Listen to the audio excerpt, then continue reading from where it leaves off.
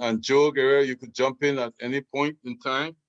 So you said that the operations of the museum is collective, or is it just you and Cynthia Lewis?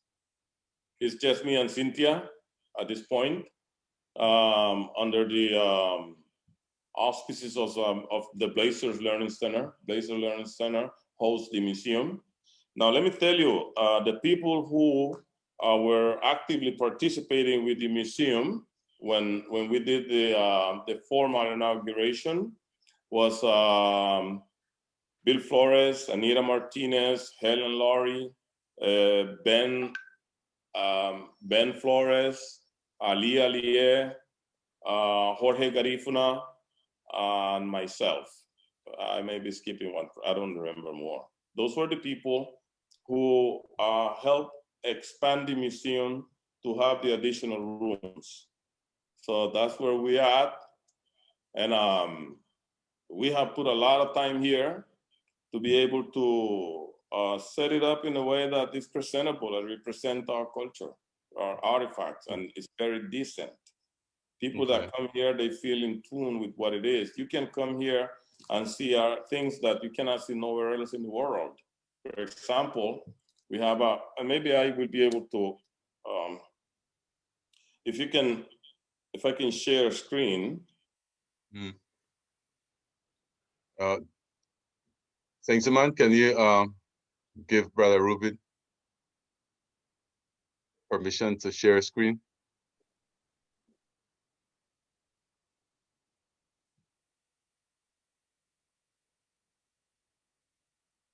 Thanks, man.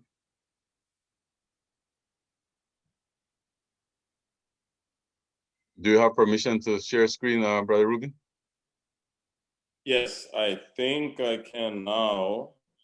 Ooh, what can I do here?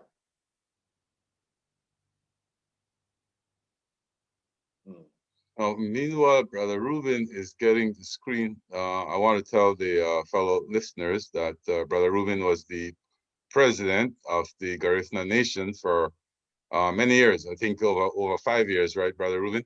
I came in a little later, just assumed leadership. Oh, yes.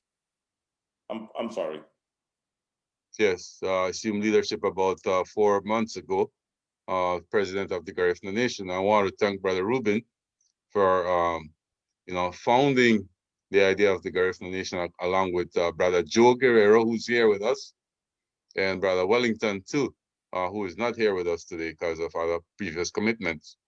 But I want to take this opportunity publicly to thank Brother Ruben Reyes for holding the Garifuna Nation for many years and bringing us to the public, and to expand on the idea of the Garifuna Nation. We are rebuilding the Garifuna Nation, so to speak.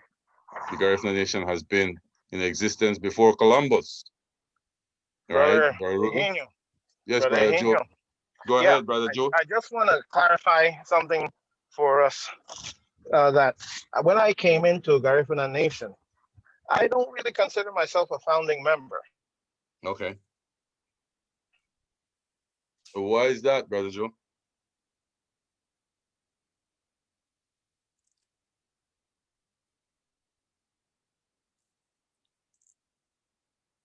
Okay, Brother Ruben, you have control of the sharing component. Host disable attendee screen sharing. Brother, anyway, no, I don't need screen sharing. I'm fine.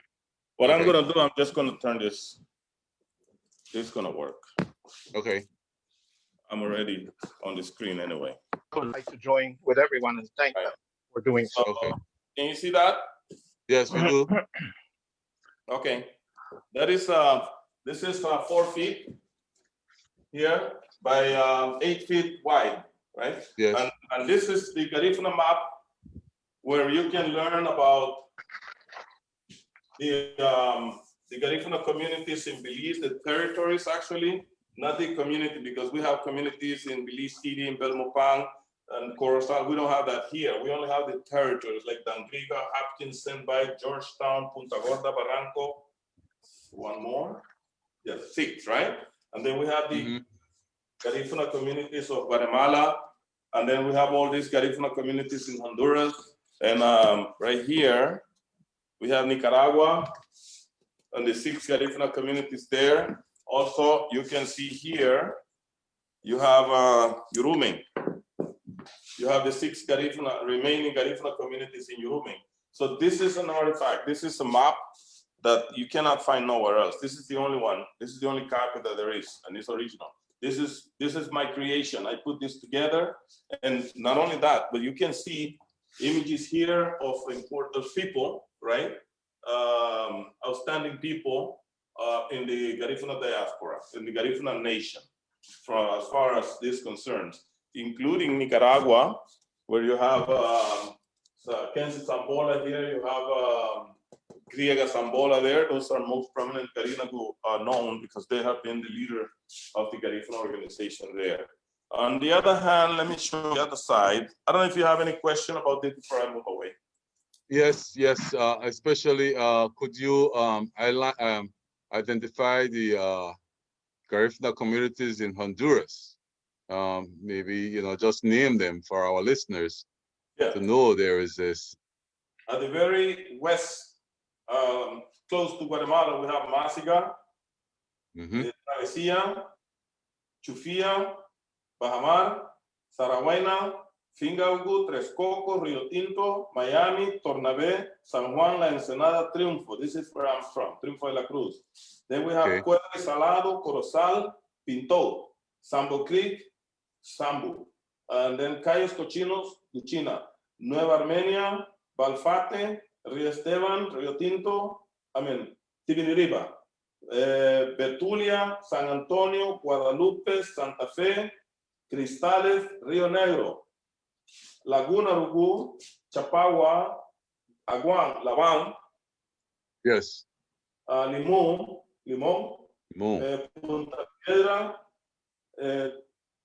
Punta Piedra, Dubugati, Gusuno, Ugati, Kusuna, Mañali, Sirboya, Iriona, San José de la Punta, Lichugo, Iriona Viejo, Liumo, Cocalito, Fármaru, Sangrelaya, Tocamacho, Dugamacho, Balfate, Aferudum, Batalla, Pueblo Nuevo, Ñotón, Buenavista, La Fe, Parinchi, La Playa, Black Griba. This is the last or the first one from the east in Honduras. Yes. So, Brother Ruben, could you point to Punta Gorda, in Roatán, and then we have Cayos Cochinos, a little key here by close to like Corozal.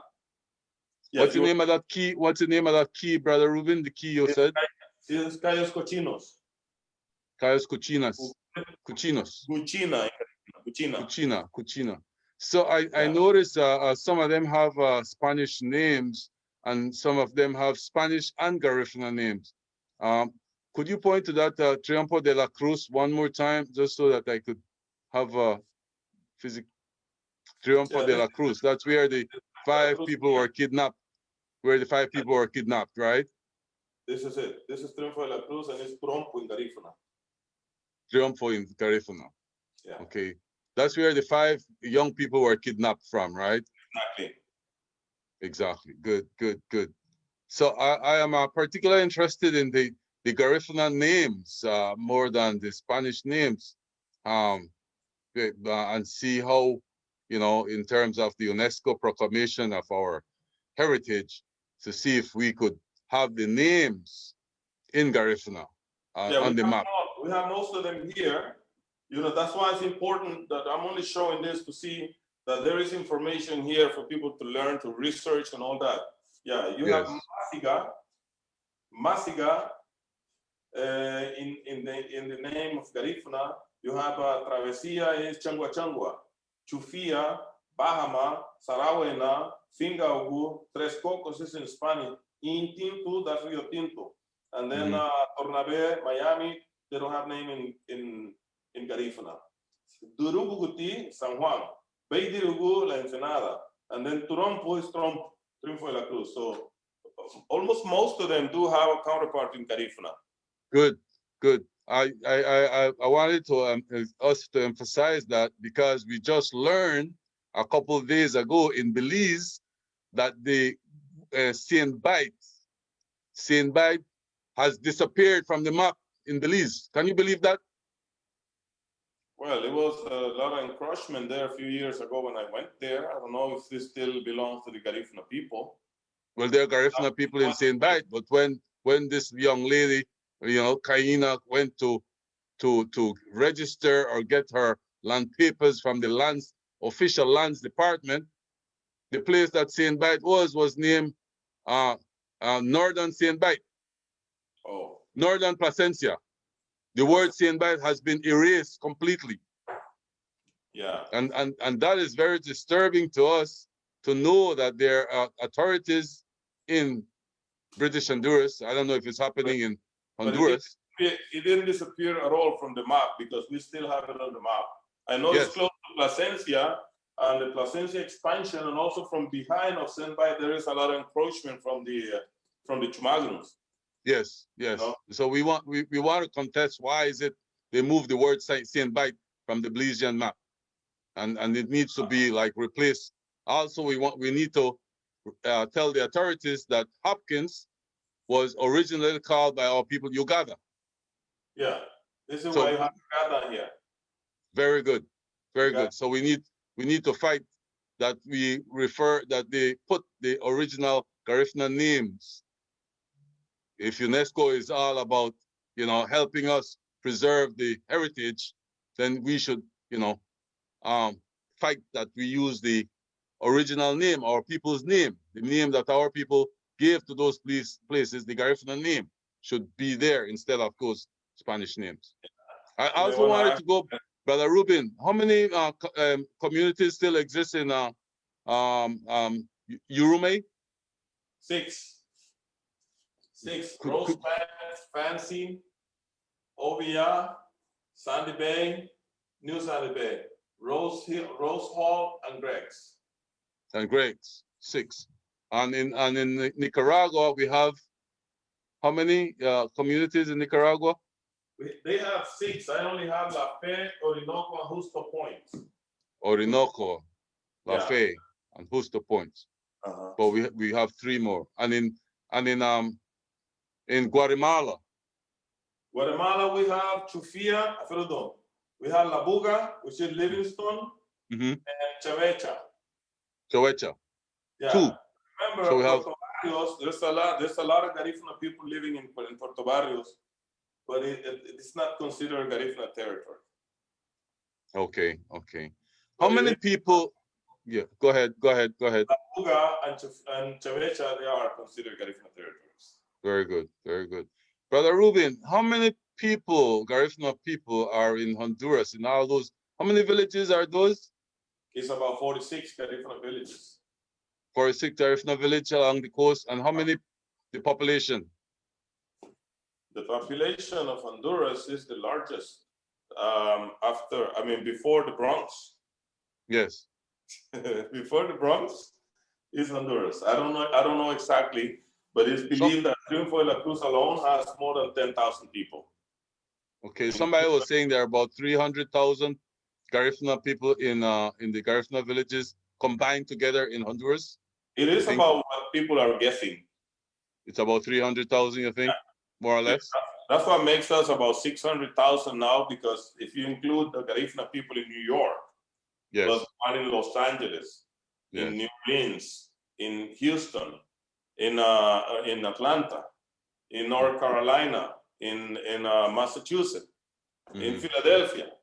So there's a lot of people in the outside of Central America. So that's about 600,000. Well, this map is very, very good that you have it in the museum. And what we perhaps the future work we need to do is to try to get a count, right? A population count. I'm more or less, so that people could know that we are still here, because people in the Jamaica and Antigua, they want to know where the Garifuna, how many people more. They thought that we have gone extinct. Well, I told them we have over 800 people right now, close to 1 million. Well, but we need to. Normally in the map, this is what counts, right?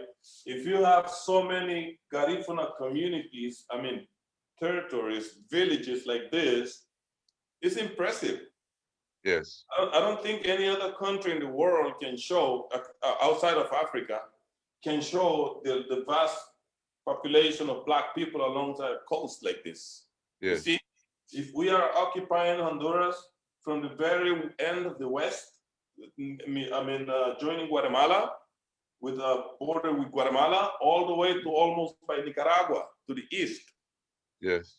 You know, in Central America, we are the only population occupying so much land on the coast. Yes. And yes. But presently, we are having problems with the authorities in Honduras, right? I beg your pardon? Presently, we're having problems with the authorities in Honduras.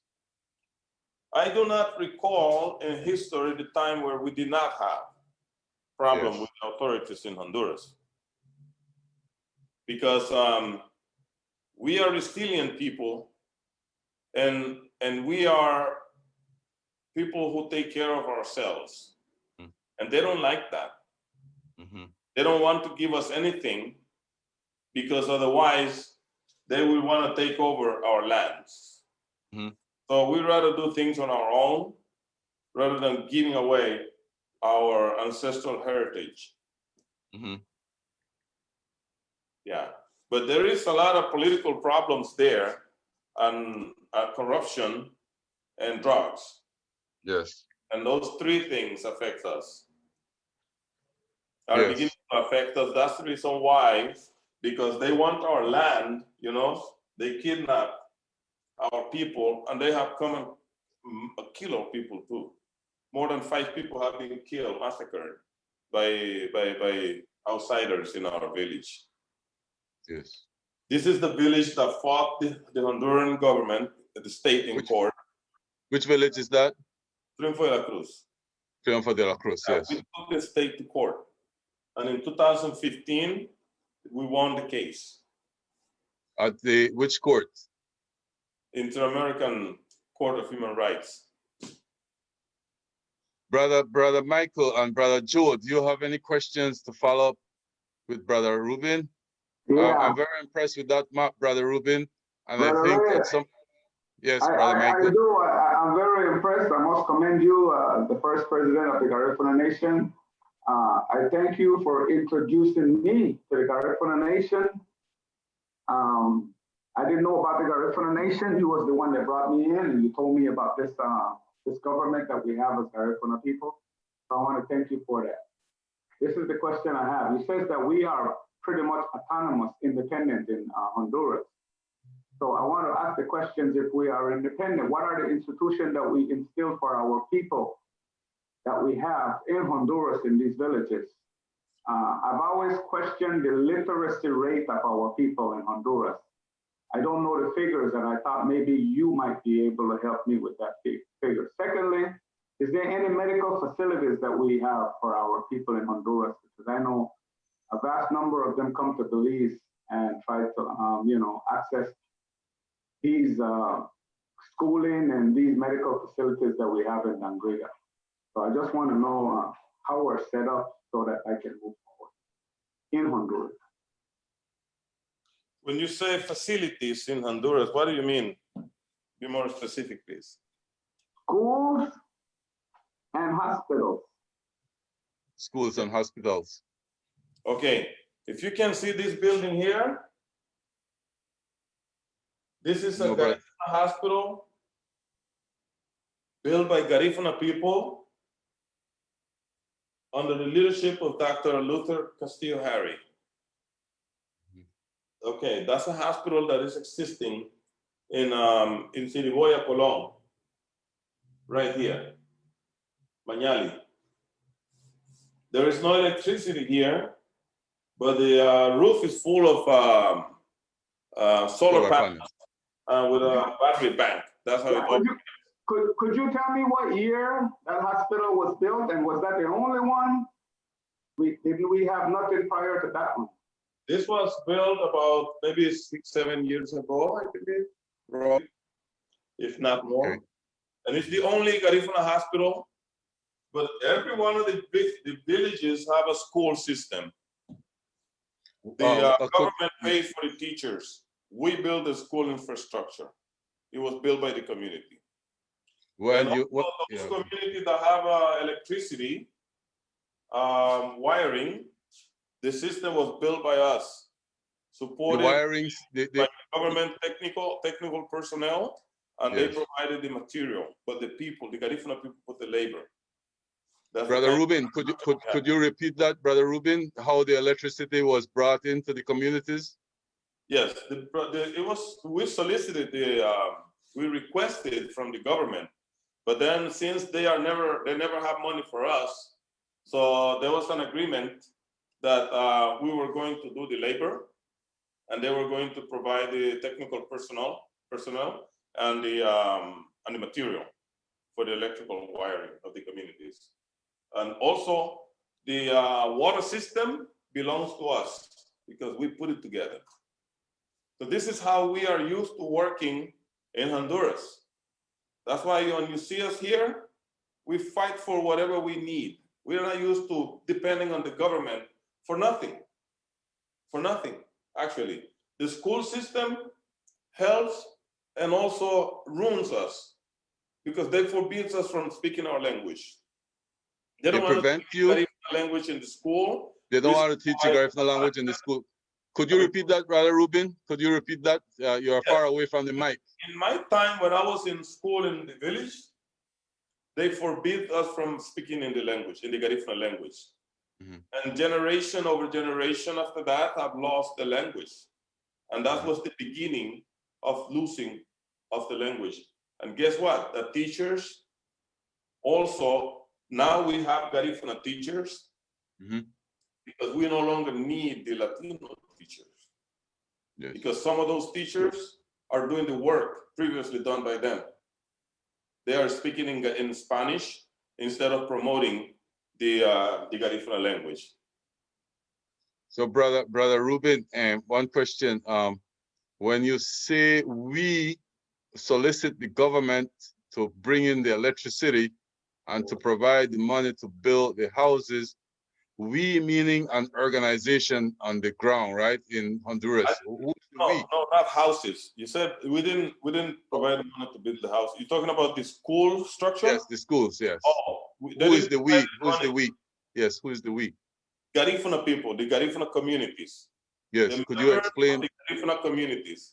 Yes. Could you explain to us and to our audience how that works? The community comes together under leadership of a mayor, a patronato. I don't understand the organizational structure. The Garifuna structure, the maximum authority in the village, yes, in the town, is the General Assembly. There's no leaders that will do as they wish in the villages. The leaders are set by the General Assembly for a period of 2 years. And they do as the assembly decides. That's what they do. When they run out of assignment, they have to come to the General Assembly again and then report back and get more assignments. And if there is anything out of the extraordinary that needs to be dealt with, they have to call for the People Assembly. And that's how our structure works there up to now. So the assembly selects a leader to do the representation, like the patronato. I was trying to get some clarification there. Yeah. The assembly, they select a board, a board of president, treasury, secretary, and etc. Fiscal, fiscal, etc. Right? Yes. And then those are the people that execute whatever is needed to be done in the village. Those are the people that represent the best interests of the community. But they do not have the power to run things on their own. Okay. Most everything has to be consulted back with the General Assembly.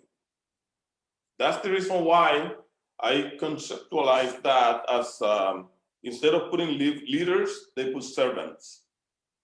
Yes. Because Garifuna people do not follow leaders. Yes. They follow the best servants. Yeah, you need to tell the government of Belize, the politicians in Belize, that the politicians in Belize think that they are God's appointed brains. And Maybe, so we need to tell them that they are our servants. I don't know how things change in Belize, right? How things are in Belize. I can speak about the Garifuna communities in Honduras because we still are holding the same structure we received from our ancestors. This is how it was when they arrived, and that's how it's still up to now. Things are changing because more and more people are getting involved into politics. But I'm always aware of how things have changed in Belize as far as politics concerned. Some people are one side or the other side, even in the Garifuna territories. Yes. That would be very dangerous to us because we're no longer going to be running our own affairs. We're going to be including the government agenda in order for us to run our village, and we are wary about that. We don't want that in our villages. There are certain things that you guys are ahead of us, and we're trying to be careful of getting them. Those are one of them. Brother Ruben, how does Ofrane becomes involved in the running of the affairs of the Garifuna in Honduras with all these villages, all these forest 6 villages? Well, Ofrane, we have Miriam Miranda here. Yes.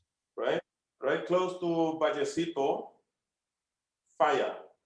Yeah, Faya is a little village there that is, right here is Faya. Let me tell you a little story. In about 1978, I believe it is 78 or 79, that's when Ofrane was founded. Ofrane means Organización Fraternal Negra de Honduras, Black Garifuna Organization of Honduras. And it was put together by most Garifuna and one Gio, Mr. Clifford Clark. So the first president was Tomás Álvarez Figueroa, right? So the concept and the way it used to work, each one of the villages had a representation of Ofrane, had a branch. Yes. Each one of the Garifuna villages had a branch. And then there was a central government. In those days, it was in Puerto Cortes. That's where Tomás Álvarez Figueroa lived in those days, right? So that's where the center was for Ofrane. But this decision that needed to be made, the representative will come from the villages to a general assembly. And that's where the power remained in those days. Even in 1984, when I became the president of Ofrane branch in Triunfo de la Cruz, when there was new elections for a different president in La Ceiba, I went to represent Triunfo de la Cruz. So that's how I learned more about the affairs of Ofrane. But today, things have changed. It's mostly Miriam Miranda and the close people that work with her. They do not call for General Assembly anymore to be able to do to make a decision on behalf of the Garifuna communities the way it used to be. Things have changed. I don't exactly know how they become or make a consensus about getting ahead. At this point, I'm not very familiar with it.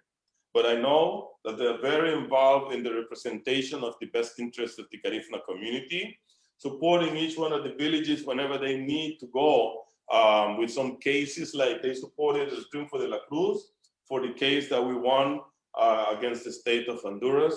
They also supported Punta Piedra, right here, Punta Piedra, and Punta Piedra also, Dubugati, they also won their case against the state of Honduras. You know, and what is the importance of that case? I skipped that earlier. Punta Gorda and Triunfo de la Cruz, they have been encroached also by the city of Tela. Tela expanded their territory and only left us with the place where our homes were.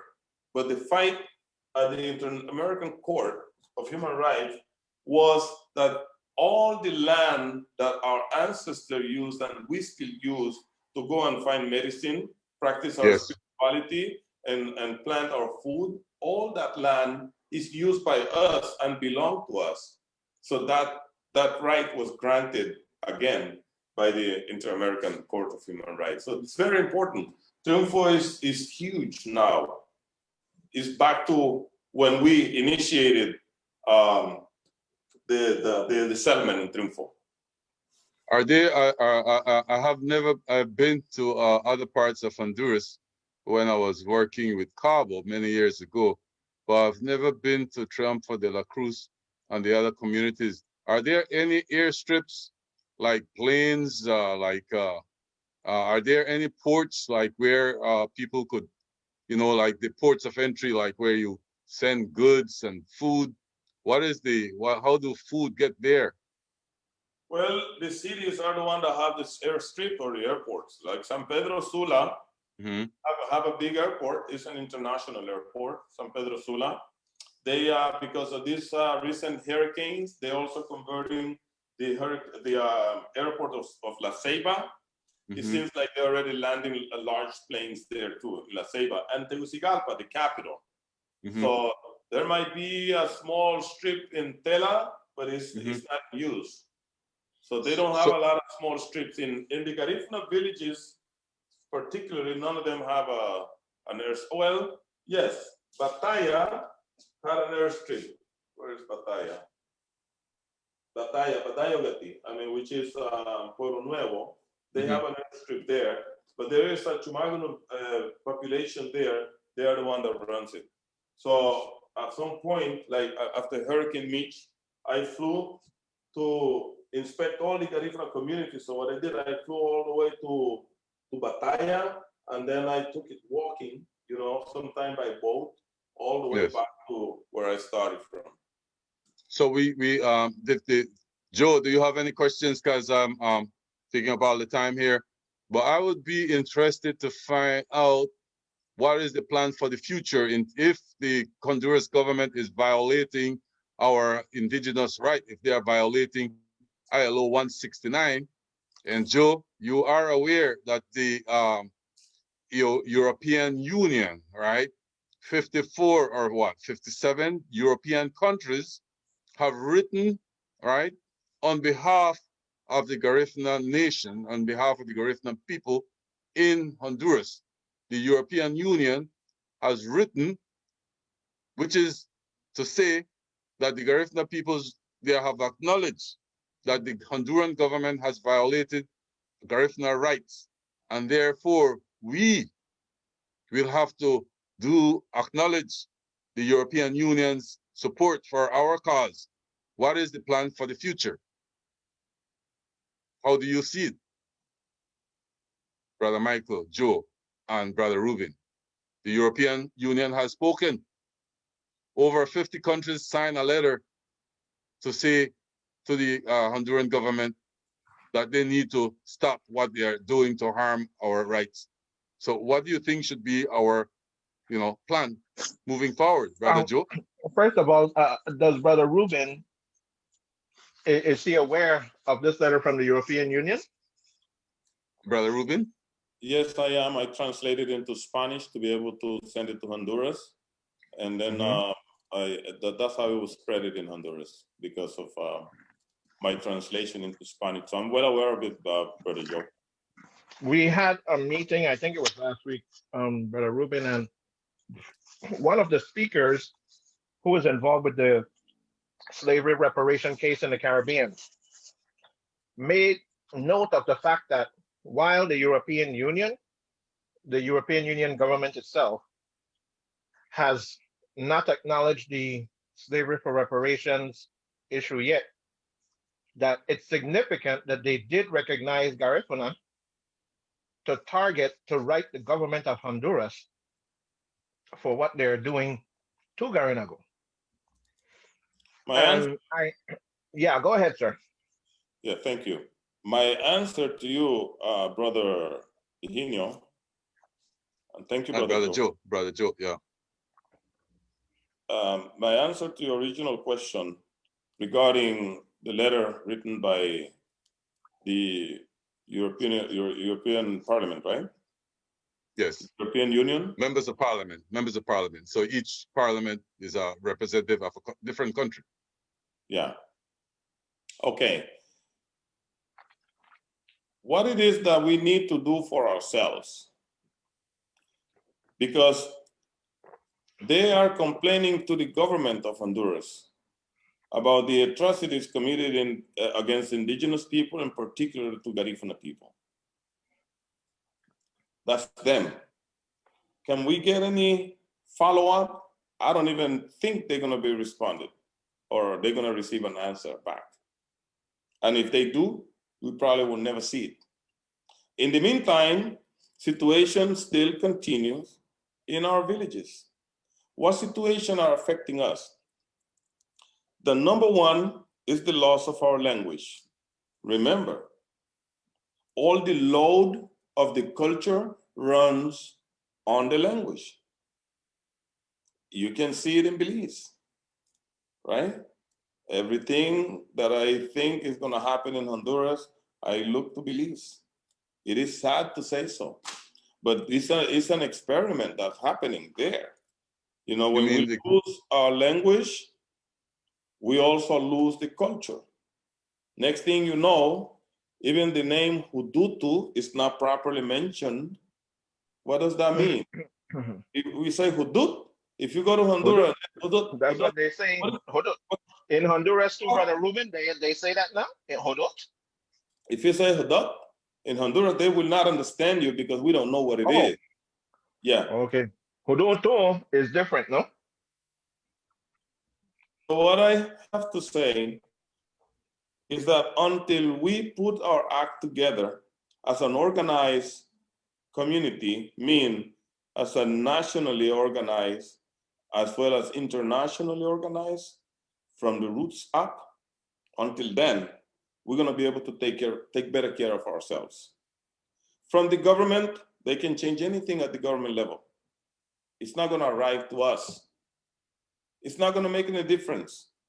And guess what? The worst thing is that we do not want, or we shouldn't need anything from the government except if they want to work with us by letting us run our own affairs and provide the money, the necessary money for us to do it. But if they come and implement the politics in our villages, that's gonna be the end of us. Brother So we Ruben. need to strengthen our organizations at the village level. And then this village with the next village and with the next one over. Once we do that, and if the nation knows where it's going, then we'll have a winner. Yes, Brother Joe. Do you realize that, and I admire, I think we've spoken before, and I really admire the Garinago who are in Honduras and their penchant, their desire for autonomy, to be Garifuna. I really admire and look up to our brothers and sisters, cousins, aunts, uncles from there. Because do you know in Belize, the National Garifuna Council does not encourage autonomy in Garifuna territories. They would not. In fact, they encourage that Garifuna get individual titles so they can sell it in Garifuna territories. What do you think about that, Brother Ruben? Well, it all, as I had said it before also, it all starts at the village. The village has to be able to know what they want and care for it. If the village have lost their strength and their ability to keep up with their territory, it's no man's land. So, Brother Ruben, you are saying that we need to keep the communal, right? The communal interests and the communal work, right?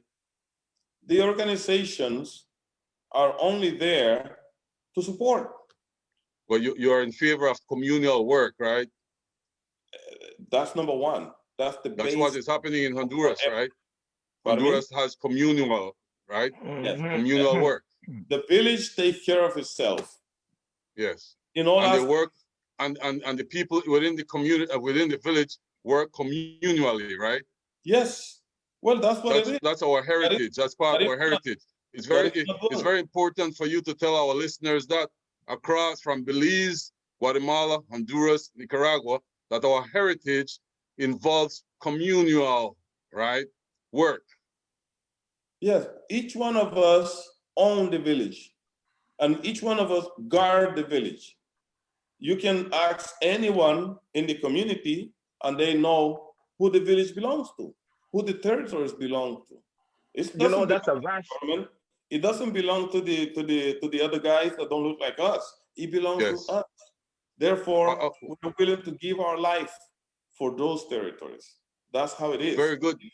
Things are Very changing. very good, brother Ruben. Very good. Can I ask Brother Reyes a question here? After Yes. five, almost Go 6 ahead, brother years, Mike. after almost 6 years of leadership with the Garifuna Nation, what foundation did you lay down in the villages, Brother Reyes? I'm having trouble listening to you, my brother Michael. Say it again, please. After almost 6 years of leadership with the Garifuna Nation, you speak very well and very clear, and it looked like you have a very good compass in trying to take the Garifuna community forward.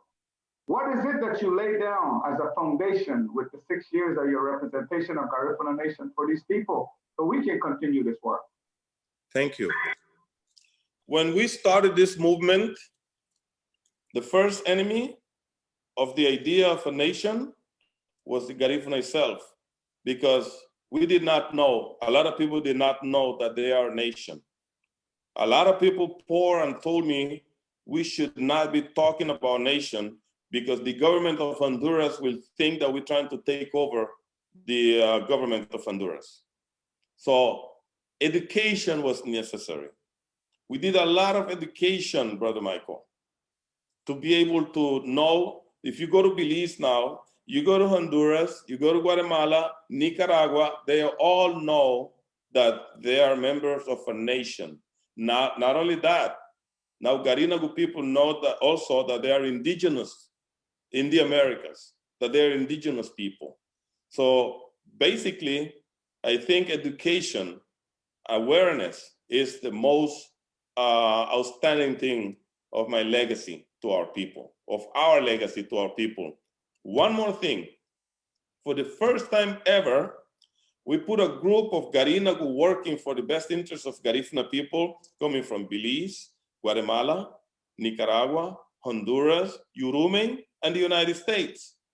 It was the first time ever that we worked together, not for 5 days, not just for one meeting, for a few years.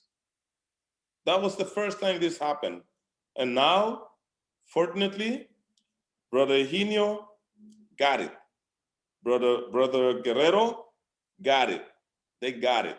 They know that we are a nation, and they're gonna follow this journey because it belongs to the Garifuna people. And I'm glad that now it doesn't depend on me to go out with the word.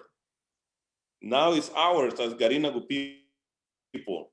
And I have hope that this movement will never die because we brought it back to life. We did not invent the nation. We arrived to Central America as a nation. We was kicked out of St. Vincent, our motherland, as a nation. Brother Ruben. But today, again, we are recognized as a nation, not only by our people or by the government where we are, but also by the United Nations. Yes, yes, Brother Ruben. Brother Ruben, in my journey, and you know that you were saying earlier that how the institutions in Guatemala, Honduras, just like Belize, did not support our teaching of our language in the schools, and they still do not support it, right? They just give like little piecemeal. But during my evolution, I noticed that many of our Garifuna leaders, especially in Belize, don't want to use the word genocide of our people. They don't want to say that, they said that we were deported, we were exiled, but they refuse to use the word genocide. What do you think? What is your thinking? Why is that? And do you have a problem using the word genocide, Brother Rubin? I talk about the exile because I'm talking about our arrival to Central America, since I was talking about the Central American region, right? Yes. But I don't have any issues with saying the genocide, because that's the truth. That's what happened to our people, not only in Balisao and Beque, also in Yurume itself. They killed a lot of our people during the fights in Yurume for their land, for their territory. So genocide was the beginning of the fight all the way to our exile. That is genocide. I don't have issues with that, brother. And then why is it that our people are not using the word? Probably they don't know. Or they're not being asked about whether they believe in the genocide or not. But it did happen. The British specifically, how do you call it? The Garifuna people were subject of genocide by the British in those islands.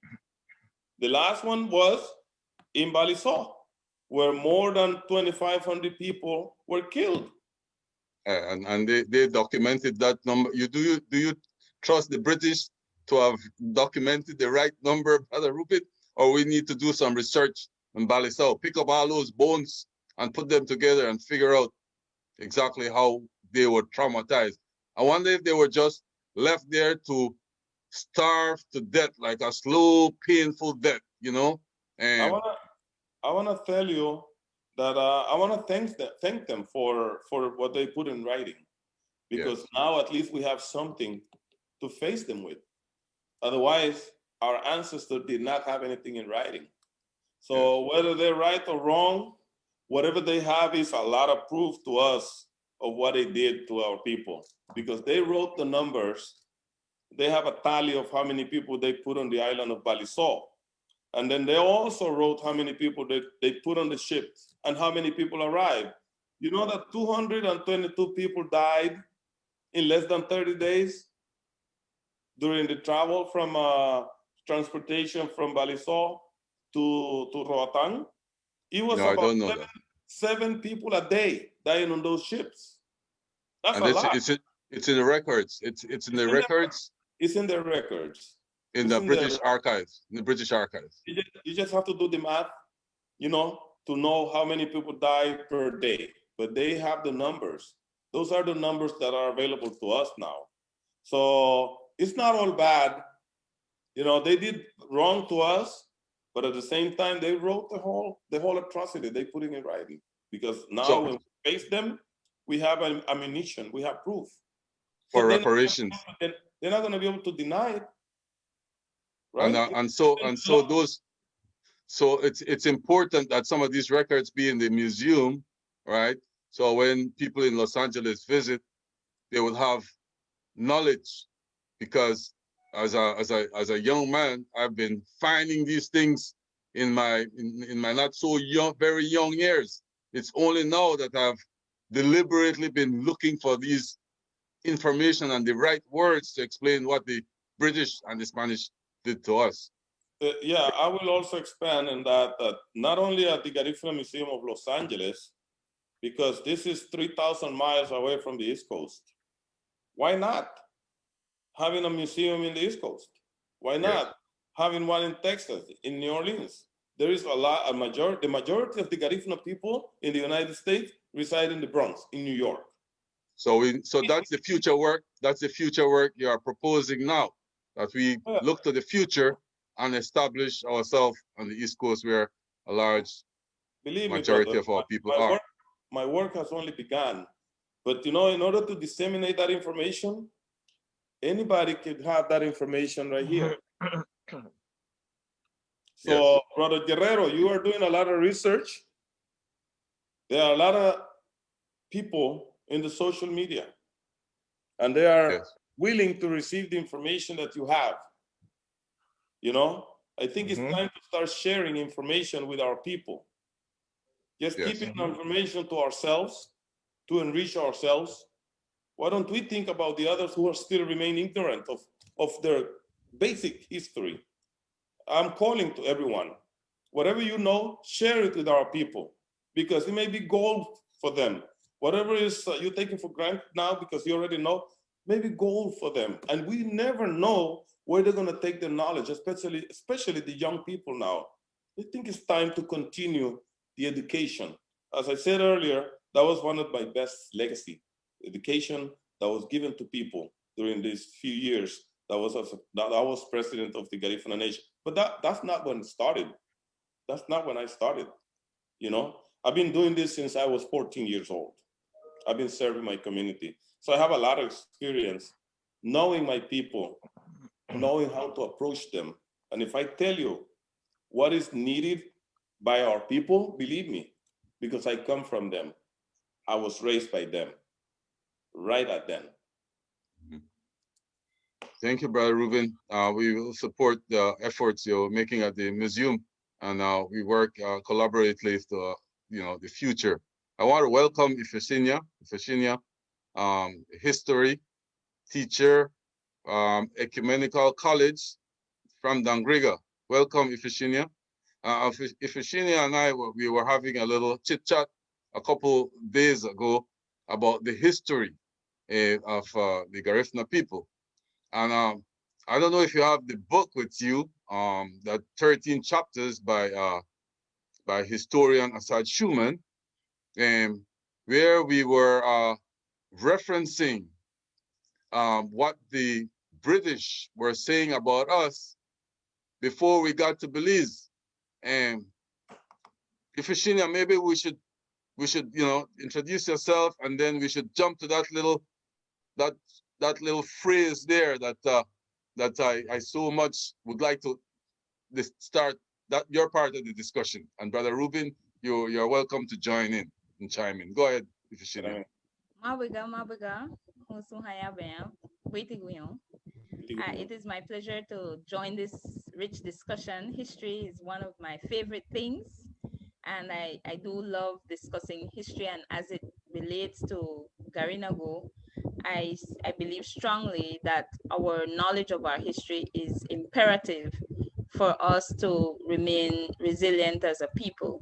It is important, especially for our young people, to become aware of what we survived, and not just what we survived, because it wasn't just about suffering, but also what we were able to accomplish, why we were such a force to contend with against what was at that time the most powerful military force. We were able to hold them back for quite a lot of years.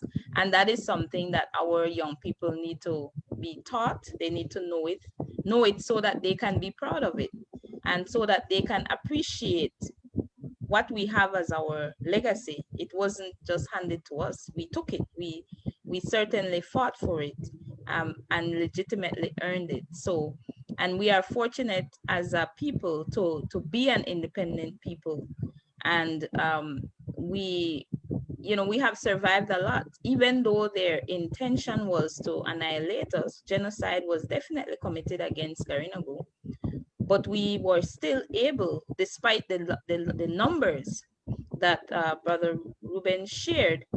Here we are.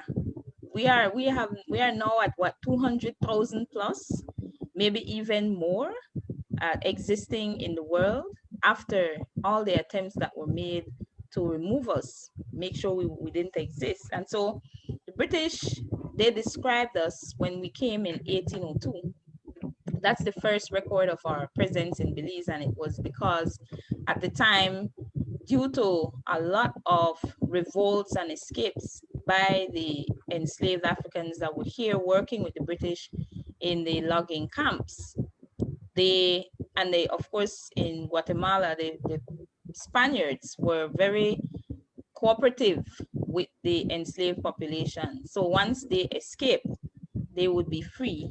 And the Spaniards wanted to undermine British presence here in what is now Belize.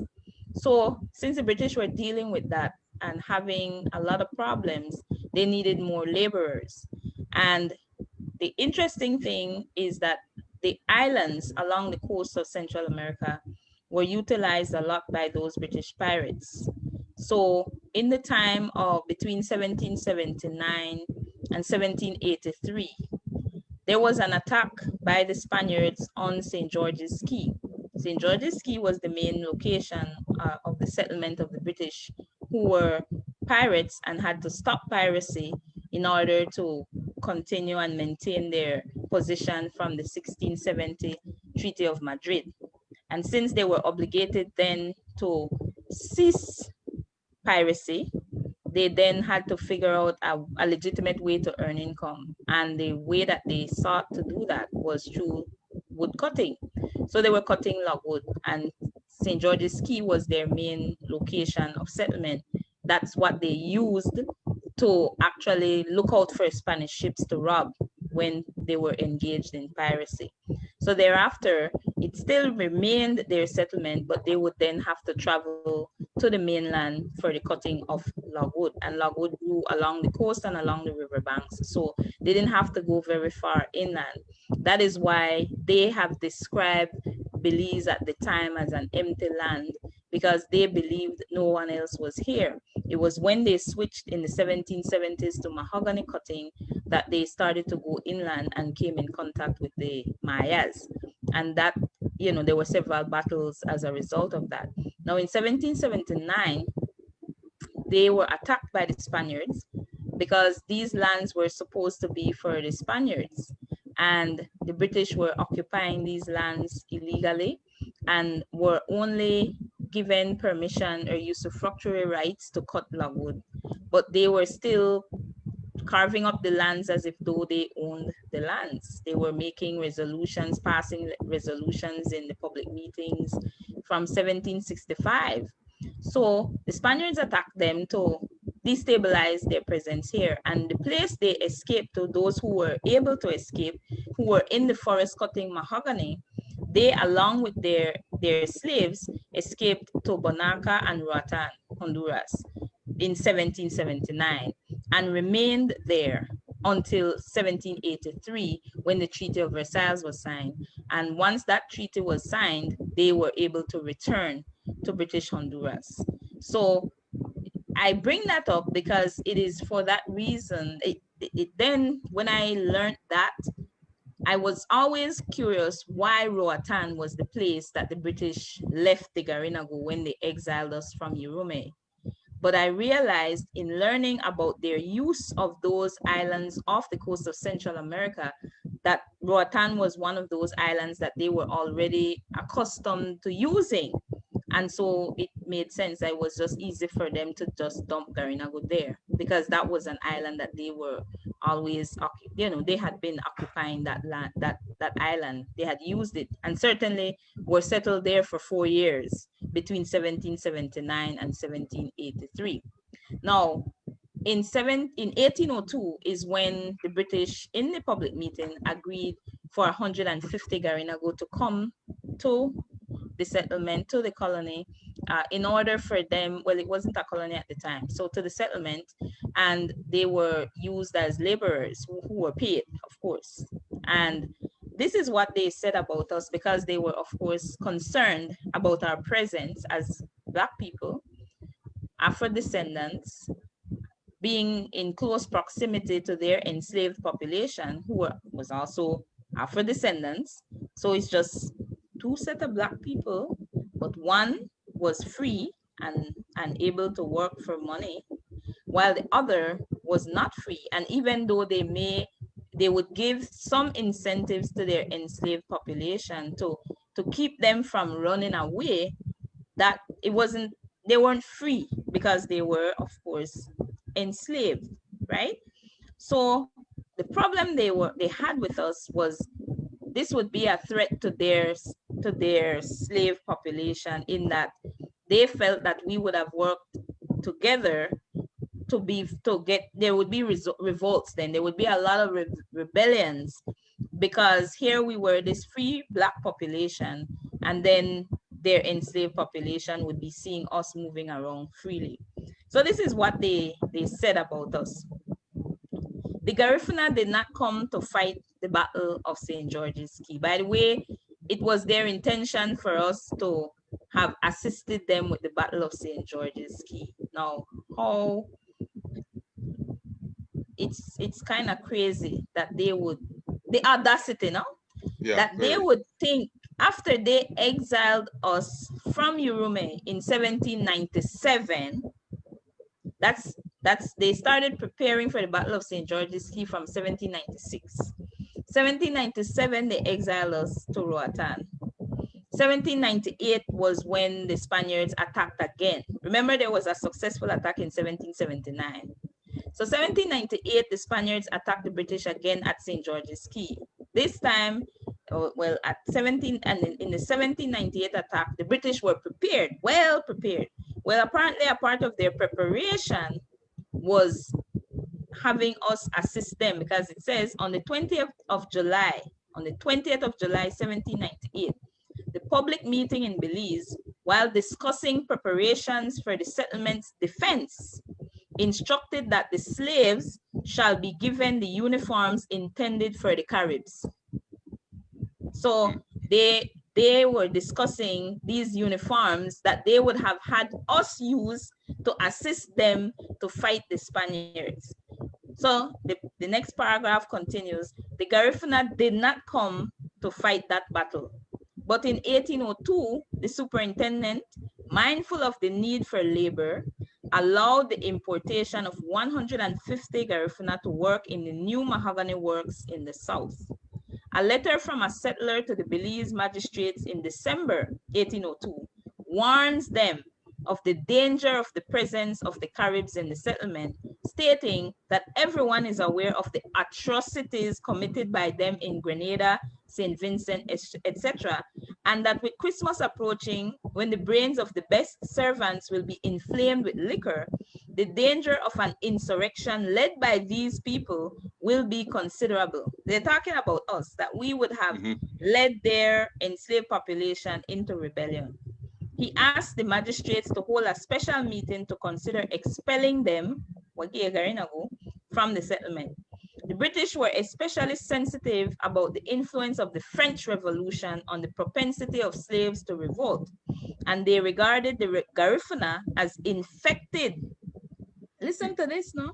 Infected by the disease of liberty, equality, and fraternity. They describe that those very powerful attributes, liberty, that's freedom, equality, that's where we treat each other as one, as a community, fraternity, working together, right? They describe those as a disease that we were infected with. Since most of us had French names, spoke French, and had sided with the French against the British in St. Vincent. Yeah, Jubilee, my sister. We got to enlighten our people. I saw Brother Reyes is just smiling cheek to cheek, and Brother this is the I am infected. I am infected. Please give me that line again, Ifashina. I'm infected. With the what? The disease of liberty, equality, and fraternity. Yeah, yeah. Liberty, equality, and fraternity. I was just thinking about that. So that's they are interested, because that was a proclamation for France, right? Yes. Yes. Yes. So this yes. is disease for the British. Yes. Yes. But thank you, sister. The unfortunate thing about that is that the British want that too, but they didn't want us to be infected with that. Exactly. They had it. Yeah. They had it. Yeah. This is Brother why Joe went up. for us to know this. It's important for us to know this, because clearly they saw us as a force to contend with. They were very much afraid. I mean, even though they were aligning us with the French, the truth of that matter is that while we had indeed assisted the French, because we had allowed them to occupy a portion of Urume, but at the end of the day, these white folks did not care about us. They did not have any respect for us. So when it came time for them to side with us or to support us in the spirit of reciprocity, they did not support us. Once they had come to that agreement in the 1763 Treaty of Paris, they certainly did not assist Garinago when it came to then defending Urume from the British, because that treaty is what the British utilize now as their sanction to go and take over St. Vincent. Remember, the Europeans were making all of these agreements, and they had no respect, no regard whatsoever for the indigenous population of the Caribbean. People were already occupying these lands, but they were busy making their agreements in their countries in Europe with no regard whatsoever for the people that were living on these lands and had been living on these lands for generations. For generations, for centuries, we had been occupying these lands and developing these lands, preserving these lands, and they were making agreements as if we didn't exist, as if there was no regard for us whatsoever. So the French did not help us when it was time for them to assist us against the British. They just honored the treaty that they had signed with the British and left us alone. We were on our own when it came to fighting the British by that point. They only Very use good. the convenience alliance, the convenience of the alliance to fight a common enemy. That's it. It's not because they really want us to regain our territories or fight Yep. for our motherland. Let's Mhm. not forget that at first they were the one who attacked us first. It wasn't the British. Yeah. So Yes. they should have taught us a lesson that we could not trust these people. We could not trust them ever. We could not trust them. I would like to add that the genocide that we talk about that the British committed is also pinned to the French. The French did came into St. Vincent before and committed a genocide towards the Garifuna people. They were our enemies also, but it was because of the treaty in France that they lost St. Vincent, and the treaty was passed over where the British gained a lot of these territories. And so we didn't know, the Garifuna people in St. Vincent didn't know about the treaty that took place 1763 in Europe. And so now the British acquired St. Vincent. And truthfully, when they send the first sailing ship, the battleship, to St. Vincent, it was intercepted by Joseph Chatoyer and his entourage. And what happens is that they surrounded the battleship, and they took the captain off and they brought him to the quarters of Joseph Chatoyer. But Joseph Chatoyer was not in his quarters. He had his brother sit down and have a meeting with him. And it's written in the British Journal that he says that he couldn't believe that a bunch of Negroes surrounded his ship, came in and took him to Joseph Chatoyer, the most feared man in Central America, the most feared man in the Caribbean, took him to his quarters, and he, in the doctrine, wrote that the man's house was elaborate. He says he was living, his palace was just decked out with some of the best of luxury that they had in Europe. The man had the finest wine in his quarters. And it says that he was so baffled because of the fact that Joseph Chatoyer, the chief of the Garifuna people in St. Vincent, was living so comfortably in St. Vincent. And he questioned whether or not that he was so well educated. The people were so eloquent with the way they speak, and they speak French, that he thought that they went to France to be educated, and they were educators. And he said he was escorted back by his ship, where the ship was surrounded by Garifuna. The Garifuna surrounded his ship, and they told him to sail off. And never before have a group of Black Africans threatened a British sailing ship at the empire of the British when they were sitting as the world's most powerful and most dominant military that they had. And so that's written in British archive of how powerful the Garifuna people was in St. Vincent. And I was deeply moved when I read that. Mhm. So I just wanted to add that in there.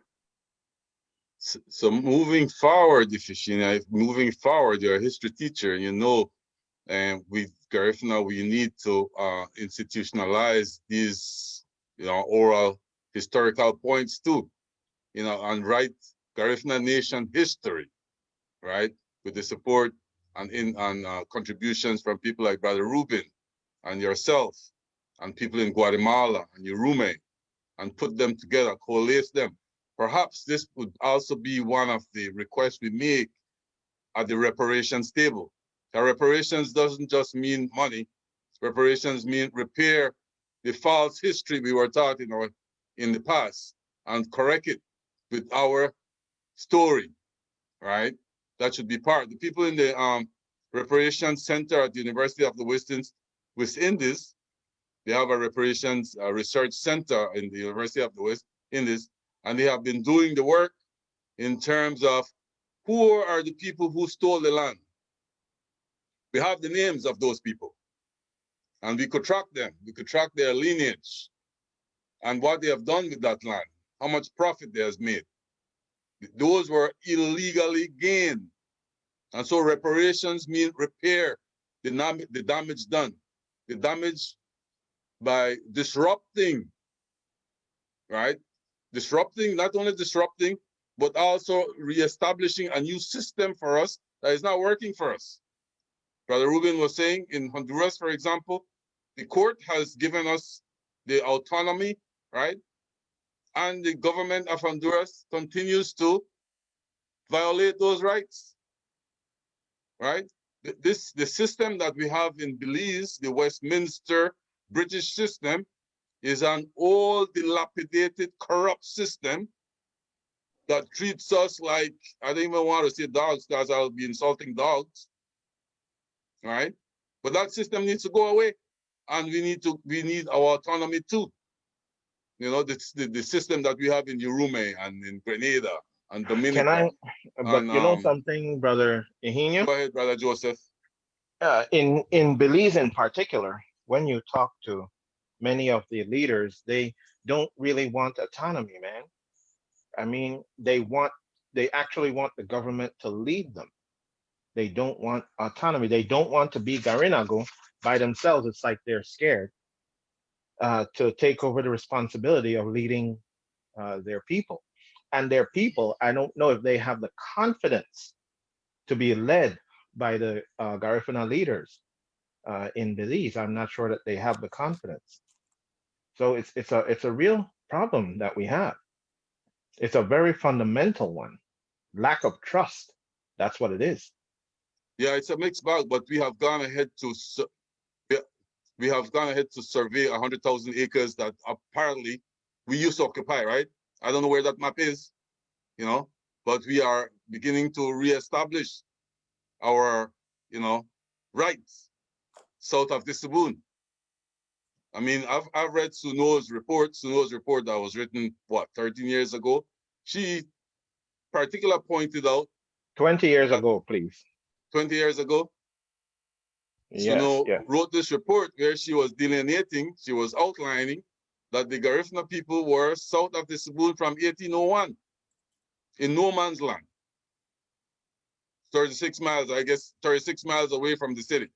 And I love that number. I have no problem with that number, 36. It establishes to Buy, they me, could call me that anytime they want to buy. They could call me that. anytime I buy for Bolido, lottery, you know, Lotto. As a matter of fact, And I have this dream that when I farm my team, you're going to be 36-11. Brother Eugenio, I like Brother to Ruben. ask a question regarding the reparations. What is it foresee the reparation will bring to us? Reparations, British, it seems to me now that we're moving forward because the European Union has established the fact, and UNESCO has established the fact that our intangibles is a gift to humanity. And I tell the people to tell UNESCO, I think they forgot one phrase. Yes, we are a gift to humanity in the face of inhumanity. And our intangibles cannot exist without tangibles. I cannot play my drums if the trees do not exist. I cannot provide medical, right, pharmaceutical knowledge without the forest being deforested.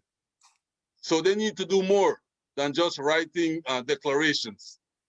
And so perhaps this is an opportunity for us to tell the European Union, to tell, right, the English who have decided to move away from the Europeans and be perhaps this is a strategic move that we could make, but we have to do the work. We have to find out, right, where in Dumerei, what part of Dumerei was stolen, and we have the documents, right? What part of Honduras has been settled by Garifuna before the Europeans, We want self-autonomy. And they have the instruments. They have the instruments. They have the courts.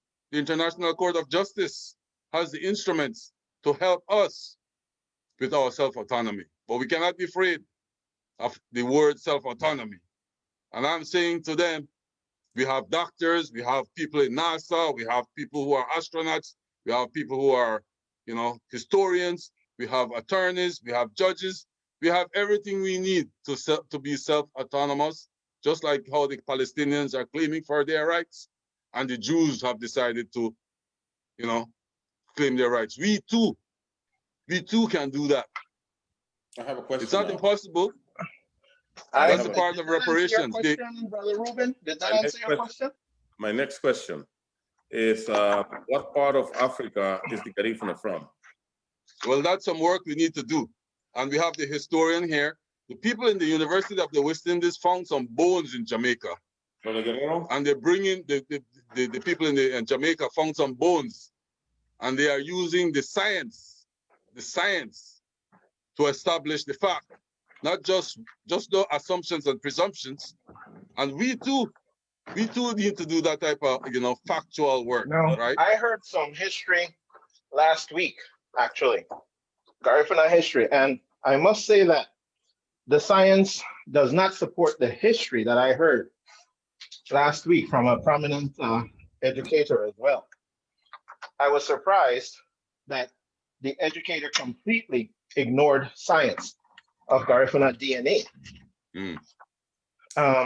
Because what he was saying, the Garinagu are not known to be from that area of Africa in terms of the DNA.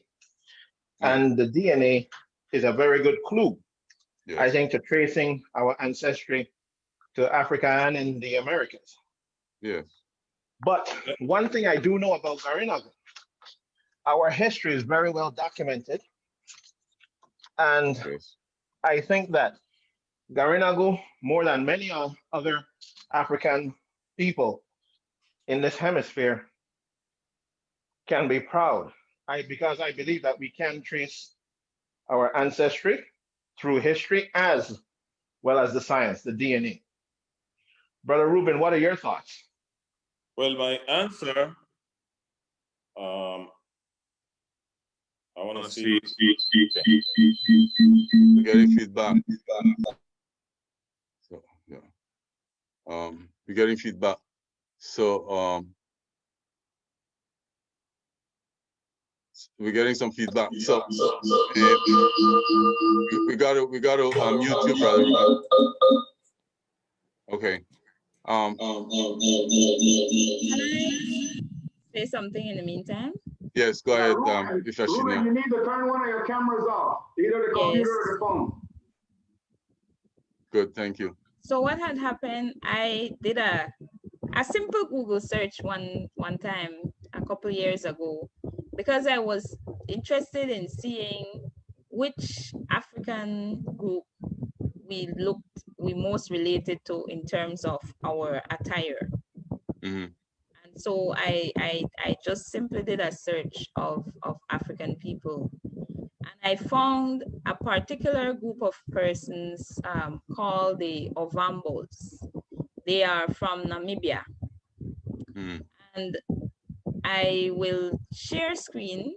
If you would allow me, I would like to share screen so that I can show you these people, and you can tell me if you see any similarities with them and us, because I did not find any other group from the continent that looked like us in terms of not the complexion of the skin or any particular features, but in the way in which they dressed and some of the things that they did traditionally, right?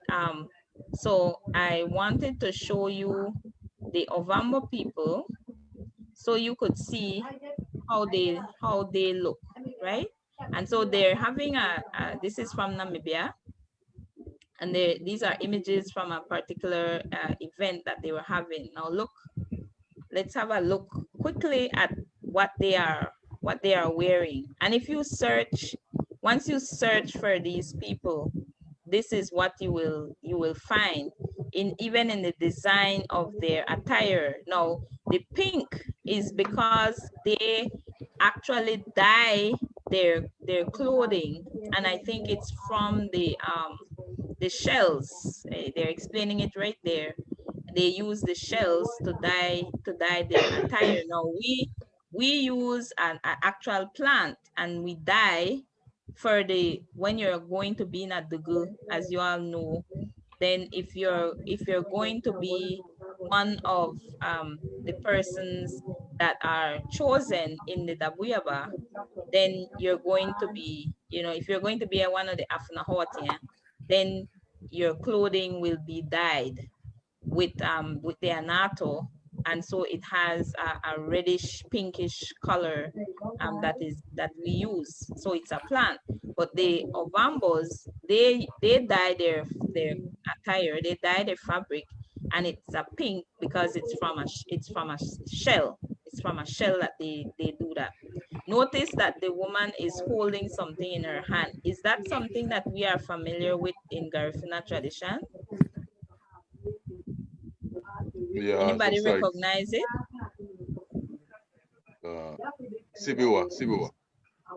Right? It looks similar to the baisawa that we use for beating the cassava when we're making ereba, right? And so if you look up these people, I urge you all to look them up, the Ovambos. You will see a lot of Bambos. similarities in their attire and some of their traditional practices. Very similar to us as Garinagu. That's what I'm saying. They are the people that I saw from the continent that are connected to us. So when it comes to doing research, this is an indigenous research, to visit there and to find out if there are particular aspects of their culture, their practices that are connected to the practices that we have as Garinagu.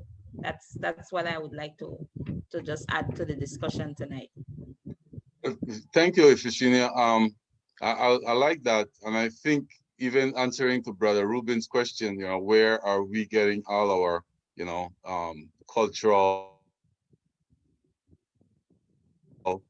artifacts and influences and even philosophy? We need to do our work, right? We need to go. Some people are saying Mali perhaps has also an influence in terms of the astrological, right, philosophical essence of our being. And some people are suggesting we might want to look at the Dogon people, right? The Dogon from Mali and the Mali Empire. There's so much work we need to do because we were disrupted.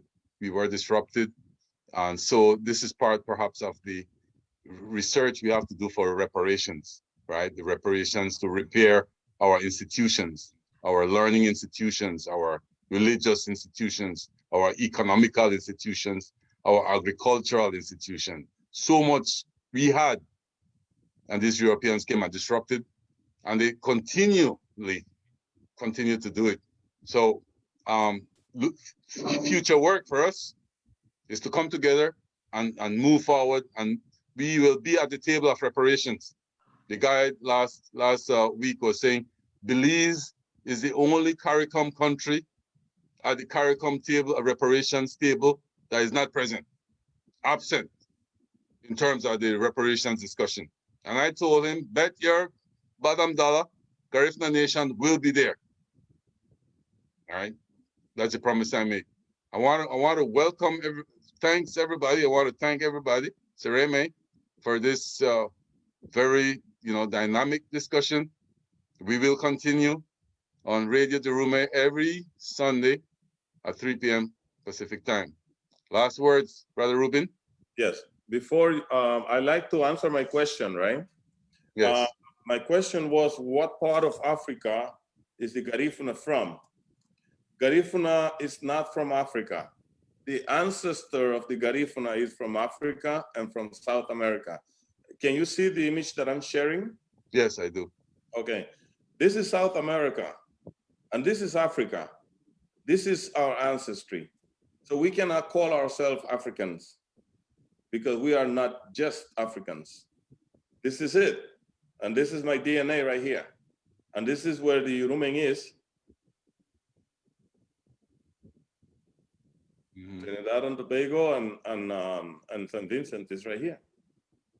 So we're talking with facts, right? This is our blood. This is typical of Garifuna blood. So when we are, what part of Africa are we from? We were born in St. Vincent and the Grenadines. We were born in Yurume, to the Carib Arawaks and the African. It's the only place where you can trace the Garifuna. You find the Garifuna, the way we are today, we are half African and half Caribbean, or half South African. The way we dress, the way we play drums, maybe Africans, but the way we eat, we prepare the yuca, the cassava, is not African. It's South American. As a matter of fact, that staple is South American. That's where it went to Africa from South America. So I just wanted to share that and then get it right. When we answer about Garifuna, we are from Yurume. We were born in Yurume. That's why we have to claim our rights to being indigenous people to the Americas. But our ancestry is African and South American. Seremi. Seremi. Good. Well, as I said, we need to do more of this research, right, Ifishenia? And I want to give you the last word too, Ifishenia. And then after that, Mike, and then Joe, and we'll sign off. Well, I just want to say thanks for giving me the opportunity to be in this discussion, and that this should be a discussion that we continue to have as we seek to really learn our own history and write our history. I appreciate what Brother Ruben shared just now. I hope that more of us would be able to do our DNA tracing. I think we tend to get torn between, are we African, are we indigenous? And we don't need to be torn about that, because at the end of the day, we are who we are, and we are people that our culture is a hybridized culture. It is a combination of African ancestry as well as indigenous ancestry here in the Americas. And that is something that we need to celebrate, the combination. And it's good for us to learn all aspects, like knowing your lineage from both your parents, knowing your father's lineage as well as your mother's lineage. Because if you have a dugu that you have to attend from your father's lineage, whether you have a relationship with your father or not does not erase your DNA, your connection to his ancestors, his ancestral line. And so it is important for us to know ourselves fully, wholly. And this kind of research and this kind of discussion is what we need to continue to have and embrace. Ceremony. Thank you. Ceremony. Virginia. Mike? Last word. I just want to add to the conversation. This has been a tremendous show. It's nothing less than what I expected with the people on this panel are people with broad-based knowledge. According to the written document of the Europeans, no? Because the question was asked, where did these people from St. Vincent came from? And William Young mentioned that that William Young was the governor at that time of St. Vincent. And the king in England was asking, where these people come from? These lawless people in St. Vincent. Where did Garifuna people come from? And so according to the written script that he wrote, he says that he asked some of the natives, and they told him that they said that they came off of a shipwreck, off of a French shipwreck from a ship coming out of the Biafra, which would be in the Cameroon and the Nigeria area. And so it was a speculation. I think it was in 1635. He claims that the Garifuna people were introduced to St. Vincent. So it's just a speculation, and I want everybody to know that, because this is going to provoke people to do some research. Yes. They really don't know, but I'm going to tell you this from the information that I gathered and I know. Brother Ihino, you have the treaty that we signed with the British, and it clearly shows you that the Garifuna people have taken and freed a lot of people, not only in St. Vincent, but around the surrounding islands, and they became mingled with the Garifuna people. And so we do have this we do have this melting pot of people that came off of what? The slave trade that mixed with the Garifuna people. So we have to be careful when we're doing the DNA and the lineage, because we wasn't just one breed of people that came from one particular area. A lot of runaway slaves and a lot of free slaves that Joseph Chatier freed joined our clan. So we carry the DNA of all the people that was brought from Africa into the new world to be enslaved. So we have to be careful sometimes with that. That's just what I Yeah, want. maybe next time, Brother Joe, as you take the last word, next time, Brother Joe, I want to look at these treaties. This was one 1773 between most of these guys who came on the islands were not literate, so he spelled Carib wrong, but it's okay. We know who he's referring to. But I took issue with the last part of this number 24 in Roman numerals 24. He said the Carib shall, after reading everything above, we do swear in the name of the immortal God and Christ Jesus that we will bear the allegiance to His Majesty, blah, blah, blah. Uh, uh, King George III of Great Britain, and he signed on part of His Majesty. And these were our brothers and sisters. Chatouillet's signature is there. You know, Jean Baptiste and Duvalier signed this treaty in 1773, which the British never respected and honored. And, you know, we know the rest of the story. But I want to look at that next time on this show. All the treaties that the Garifuna signed with Great Britain, and they violated as we move forward. Brother Joe, I want you to have the last word. Okay, thank you, Egbert. And I thank everyone for participating. I particularly enjoyed Efeshina's presentation. Brother Ruben, I always look to for advice because I respect what he has done in his life for his people. That's a man who truly loves his people. Guys, the way I see this thing, we have uh, we may have some questions about the origin of Garinago, but as Ruben said, we do know that we're African and we do know that we are South American. I personally would depend more on the DNA to tell us more details, but generally, Africa and South America are the origins of the ancestors who came together to form Garifuna. Dr. Joseph Palacio, I think, did great work when he called us a nation across borders, which is in tune with the ILO 169, which says that the borders, when they were drawn by colonial powers, basically should not have deprived us of our land rights, and that we do have land rights within these new borders and these new countries, and that we can cooperate the way we did prior to colonialism. So if we in Belize, Honduras, Nicaragua, Guatemala were able to travel in between our settlements, our territories, without hindrance of formality to those territories, then according to the ILO 169, ideally it should be so now.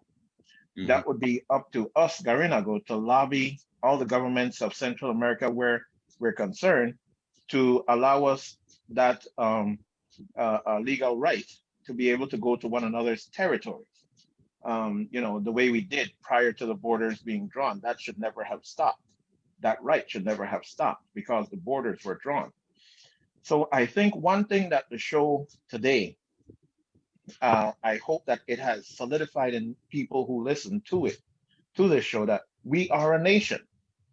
That's what we are. We should not be looking to the leaders of a country to tell us within our nation how to perpetuate our culture. And ultimately, this is what it's about. Brother Ruben, again, made a fine point saying that it's about the language. If we don't preserve the language, I promise you we will not preserve our culture. We have to save the language. That's in dire need to be saved in Belize, Honduras, everywhere where we are. Okay, so yes, but Garinago are resilient, and I hope that Garifuna Nation is something that we can start to pass down as a heritage to form our cultural institutions with a view to perpetuate ourselves. Thank you. Thank you very much, Joe. And this brings us to the end of the show. I want to say that we are working on Garifuna University without walls to preserve, retrieve the language. We will teach it online. We are calling it Garifuna University without walls because eventually we will have a Garifuna University with walls. And we are also looking at the microfinancing. We have sisters and brothers working on the establishment of a federal credit union, and that will also help us perpetuate our different interests. So with that, I want to thank you guys, and I look forward to working more with you. Thank you, Ifeshinia. Thank you, Brother Ruben, Brother Mike, and Joe. Thank you very much. We're signing off.